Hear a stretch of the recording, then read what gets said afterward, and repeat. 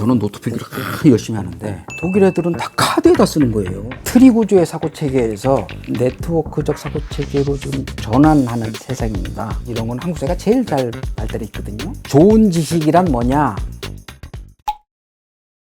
네, 오늘은 저의 오랜 친구이자 동료, 그리고 본인 스스로 되게 자기가 인기가 많은 사람이라고 하도 떠벌리는 바람에 부러워하지 않을 수가 없는데, 네. 김정은 선생님 오늘 모셨습니다. 아이고, 반갑습니다.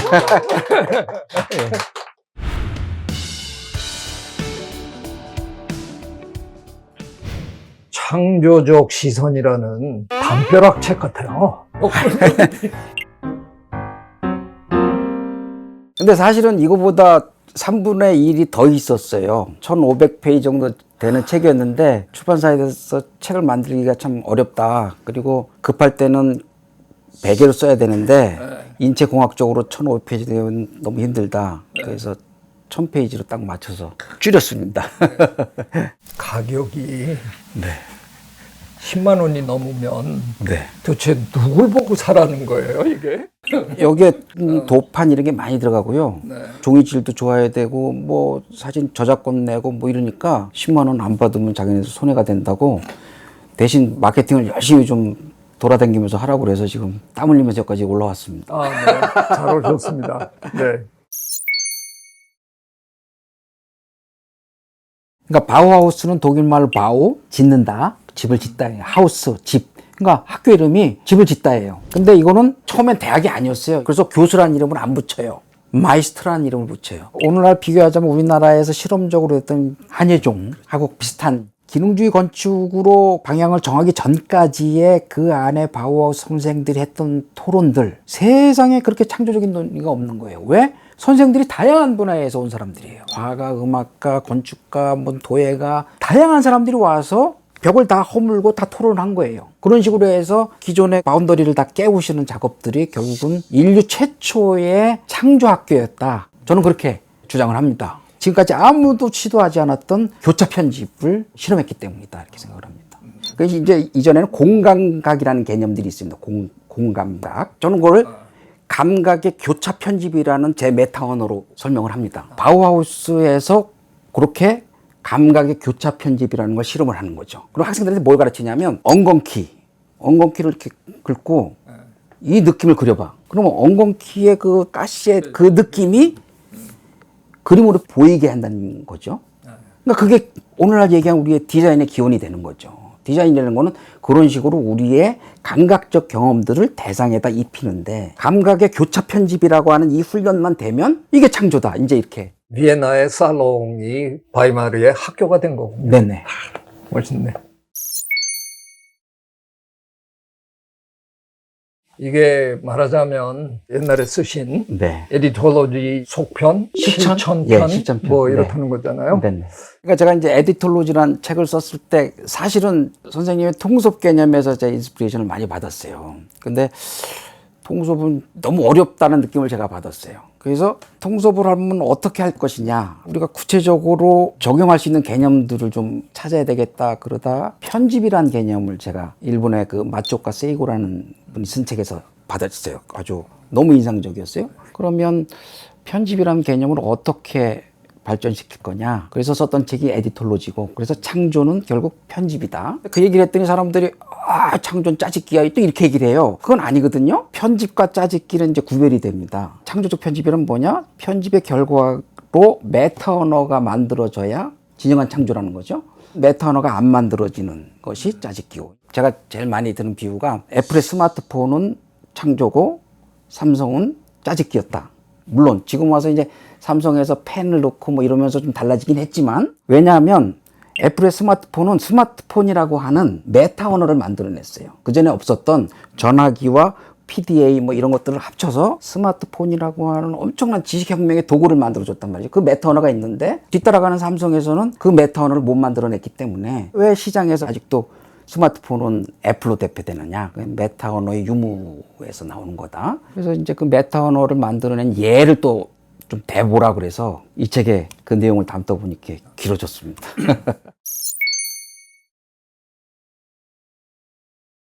최근에 우리 채널에서 한번 다뤘는데 챗GPT라는 놈이 나타났단 말이에요. 네네. 이놈이야말로 언뜻 표상적으로 볼 때 편집의 귀재잖아요. 그렇죠. 수준이 어떤지는 질문하는 사람에 따라서 달라지겠지만 선생님은 요즘 챗GPT에 대해서 어떻게 생각하십니까? 저는 되게 훌륭한 도구라고 생각합니다. 처음에 스마트폰이 나왔을 때 그 놀라운 세계가 펼쳐지는 것처럼 챗GPT도 우리한테 정말 놀랍고 새로운 세상을 열어준다라고 저는 생각을 하고요. 그러나 갈 길은 아직도 멀다고 저는 생각을 합니다. 뭐 이제 저는 챗GPT가 너무 과대평가돼서 막 사람들이 너무 요란하게 하는 것 같은 생각이 드는 게, 챗GPT 같은 이 인공 AI의 궁극적인 목적은 뭐냐면 인간과의 상호작용이죠. 인간과 인간이 상호작용하듯이 우리가 기계와도 그렇게 편안하게 상호작용하는 세상을 만들어 보겠다라는 동기가 뒤에 숨어 있는 거잖아요.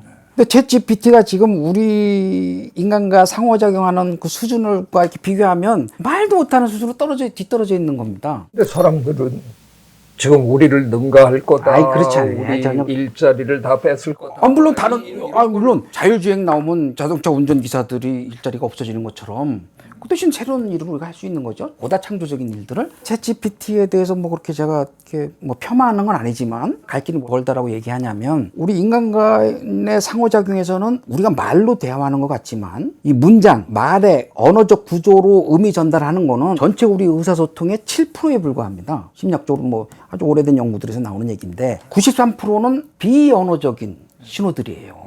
그러면 컴퓨터가 지금 우리가 하고 있는 비언어적 신호들을 뭘 받아들여요? 언어의 시메틱 구조만 받아들일 뿐이죠. 아직 93% 가려면 멀었습니다. 그 93%가 감각 교차 편집에서 아주 결정적이에요.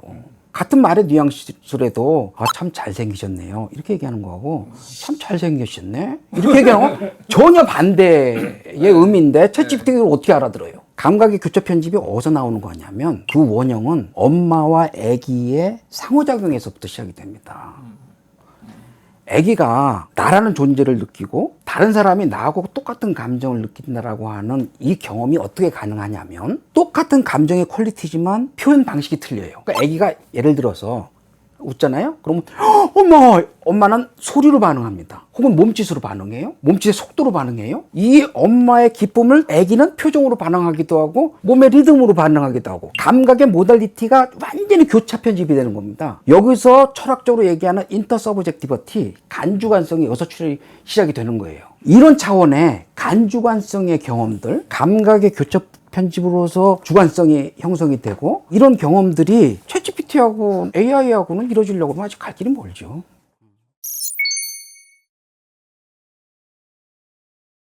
독일 사람들은 주로 카드를 쓰고 네. 우리나라 대학생들. 사람들은 네. 주로 노트를 쓴다. 네.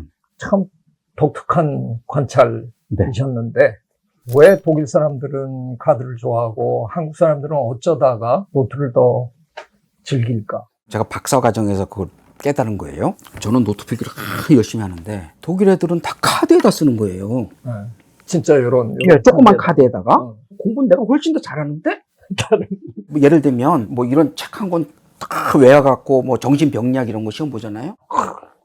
외우는 거는 우리나라 사람들이 세계 최고입니다. 그렇죠. 저는 이만한 책을 하나 다 외워버렸어요. 공부는 내가 훨씬 더 잘하는 것 같은데 나중에 세미나 이런 데 발표하는 걸 들어보면 제가 생각 못하는 얘기들을 막 하는 거예요. 아니 뭐서 이렇게 차이가 나는 거야. 봤더니 얘네들이 공부할 때 카드를 써요. 근데 어떻게 쓰냐면 중요한 내용이 있잖아요. 그럼 그 중요한 내용을 쓰고 그 위에다가 이걸 자기가 왜 중요하다고 생각하는지 메타 언어를 쓰더라고요. 나중에 보니까 집에 가니까 카드가 막 수천 장씩 있는 거예요. 네. 논문 쓸 때 되니까 얘네들이 키워드를 가지고 쫙 카드를 뽑아서 늘어놓고 논문을 쓰는 거예요. 지금 우리 컴퓨터에서 할 수 있는 일을 나는 공부 많이 했는데 찾을 수가 없어요, 어디 있는지. 그때 내가 이거다 이게. 그래서 제가 카드를 쓰기 시작했고, 카드의 장점이 뭐냐? 편집 가능성이다. 이게. 그렇죠. 그래서 위대한 사상가들이 했던 그 공부했던 흔적들을 찾아보면 다 제틀카스텐이 남아있고, 그걸로 위대한 사고를 할 수 있었다. 저도 슬쩍 묻어가렵니다. 네. 제가 노트를 안 쓰거든요. 이면지를 씁니다. 쌓아놨다가 이걸 뭐 다른 방법으로도 재활용하지만 제가 제일 많이 활용하는 방법은 이면지에다가 메모를 해요. 그리고 파일에다가 이렇게 꽂아놓죠. 그렇죠. 파일 하는 게 제일 중요하죠. 파일 제목에 따라서 제가 쓴 이면지가 다 다른 데로 가는 거죠. 네. 노트는 내가 또 찾아야 되는 거예요. 이게 그렇죠. 너무 불편하고 네. 환원이 안 되는 거니까. 그렇죠. 그래서 저는 일찌감치 노트를 버렸어요. 타고난 사람들은 다 그렇게 써요. 그 얘기 아니, 들으려고 그래서- 그런 건 아니고요. 아니, 그러고 타고난 사람들은 되게 눈이 작더라고요. 아니, 우리 엄마가 눈이 작은데 오면서 생각했는데 눈 작은 사람들이 왜 탁월한가. 대부분 제가 경험한 눈 작은 사람 다 탁월하고 무서워요. 왜 그러냐면 눈에 흰자가 없어서 그래요. 근데 심리학적으로 어떻게 설명했냐면 심리학에서 제일 중요한 게 조인트 어텐션입니다. 같은 걸 보는 거죠. 같은 걸 보는 걸 인간이 어떻게 하냐면 눈의 흰자 때문에 시선의 방향을 우리가 잡을 수가 있어요. 근데 눈 작은 사람들은 시선의 방향이 잘 안 보여요. 그러니까 남들 못 보는 거 보면서도 절대 남한테 그게 공개가 안 됩니다.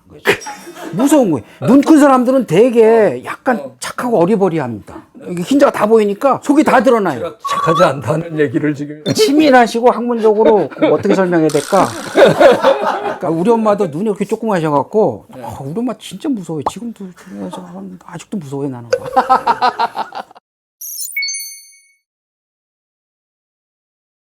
최근에 선생님 얘기들 중에 제일 많이 회자되는 것 중에 하나가 네. 대학 필요 없다. 네. 예. 저 이 얘기를 꼭 여쭙고 싶은 게 네. 저도 최근에 그런 얘기를 열심히 하고 있거든요. 그러세요? 대학이 지금 제 역할을 못하는 네. 그런 시대가 돼버렸으니까 네. 대학이 왜 없어져야 됩니까? 트리 구조의 사고 체계에서 네트워크적 사고 체계로 지금 전환하는 세상입니다. 근데 지금의 대학 구조는 뭐냐면 전형적인 트리 구조거든요. 그래서 모든 게 착착착착 내려가는 거죠. 대학 본부가 있고 뭐 인문대학, 뭐 교육대학, 공과대학 이렇게 나눠지고 심리학에서는 발달심리학, 뭐 문화심리학 쫙 나눠지고 트리 구조입니다. 물론 이 구조도 계속 가야죠. 비대 나온다고 휴지 없어지는 거 아니거든요. 휴지가 더 고급화돼요. 비대 썼는데 휴지 싼 거 쓰면 낍니다.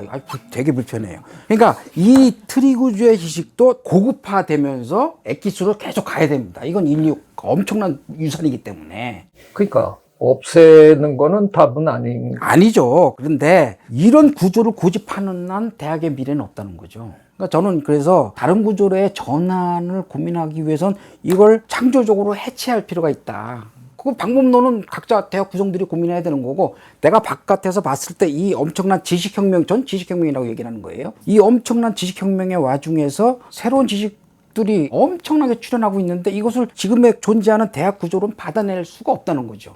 그 선생님도 이제 그런 실험을 대학에서 계속 하셨지만 이 안에서 정말 혁명적인 해체가 일어나지 않으면 이건 가능하지 않다는 거죠. 좋은 지식이란 뭐냐? 편집 가능성, 에디터빌리티. 지금까지 그 학과 전공의 바운더리를 적극적으로 해체를 할 수 있는 그런 구조들을 만들어내자. 새로운 지식이 편집될 수 있는 생산적 구조를 만들어내면 대학은 변할 수 있지 않겠느냐. 교수가 자기 전공을 고집하지 말자.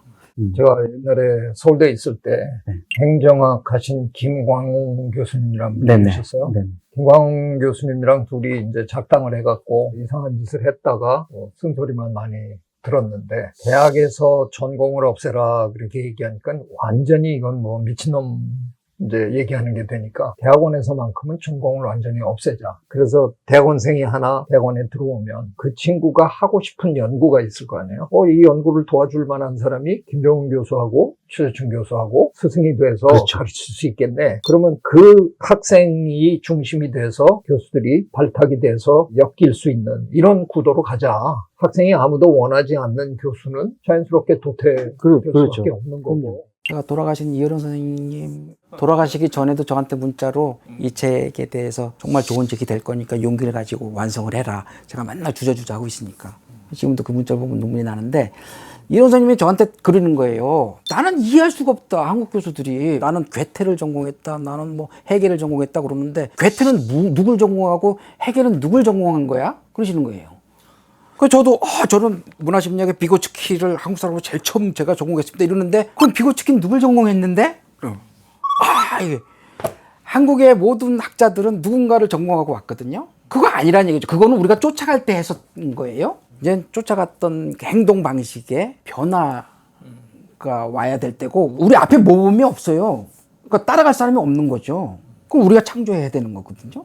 방법론이 그래서 에디톨로지를 얘기하는 거고 지식의 편집을 얘기하는 거고 편집의 도구들을 우리한테 다 주어졌고 이 편집의 지식혁명 구조를 제가 이 책에서 얘기를 하는 거고 40대 이후 사람들이 읽으면 나는 많이 물론 젊은 사람들 읽으면 뭐 새로운 상식이 풍부해지지만 저는 독자들이 공부하는 방법을 봤으면 좋겠는 거예요. 여기 이제 바우하우스 로드라고 제가 비엔나부터 해서 뮌헨, 바이마르, 라이프치히, 베를린 이렇게 올라가는 거기를 다 걸어다니면서 흔적들을 볼 때 놀라운 생각들이 생기는 거예요. 여행을 그렇게 해야지. 그 놀라운 가슴 벅찬 경험들을 제가 10년 동안 여기다 담아내는데 이게 부족하다는 거예요. 나이 들어서 이렇게 멋지게 시간을 보내는 방법이 가능할까? 그래서 그런 기쁨을 이 책을 읽으면서 좀 공유를 했으면 좋겠다. 지금 말씀하신 것처럼 어떤 창조적 해체가 한번 벌어져야 이게 바뀔 것 같은. 네. 그래서 저도 최근에 뭐 이런 얘기를 참 많이 합니다. 요즘 우리 사회에서 이렇게 주목을 받고 세계적으로 떠오르는 그런 친구들, 봉준호 감독이라든가 오징어 게임이라든가 약간 주류가 아닌 다른 길로 이렇게 올라온 사람들, 어쩌면 우리 대학이 추구하고 있는 트리 구조의 그거는 이제 효용 가치가 이젠 다 한 것 같은데 바꿔야 되는데 바뀔 것 같아요?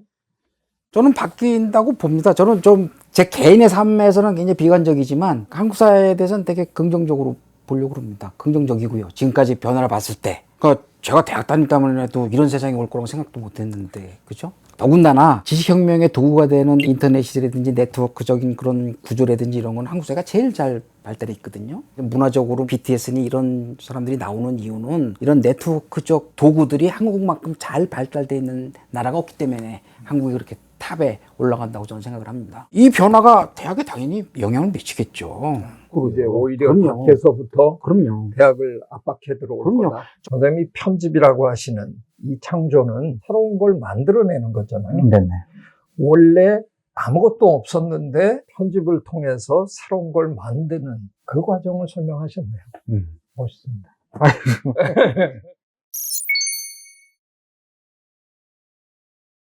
50살에 제가 교수를 그만뒀어요. 지나고 나니까 너무 잘 그만뒀는데 충동적이었죠. 생각해보니까 한 번도 제 원하는 인생을 산 게 아니더라고요. 그리고 제일 결정적인 게 뭐냐면 저는 학생들을 싫어해요. 싫어한다. 아니 그러니까 내가 강의를 열심히 하는데 듣지도 않고 막 화가 나고 막 그 상처가 심해요. 그리고 이제 과감하게 때려쳤어요. 내 인생이야. 그러고 그럼 무작위 후회를 했죠. 그렇게 때려치는 게 아닌데. 일본에서 4년 동안 미술대학을 다녔어요. 제 인생에서 그렇게 외로워 보긴 처음이에요. 그러니까 나이가 들어서 50 넘어서 공부를 하는데 혼자 그 시골에서 하려고 그러니까. 그래놓고 네. 책은 누구나 가끔 격하게 외로워요. 격하게 외로워야 된다. 네. 이런 책을 써서 팔아먹는 이게 뭐 하는 짓입니까? 아니 근데 외로워 보니까 생산적이 돼요.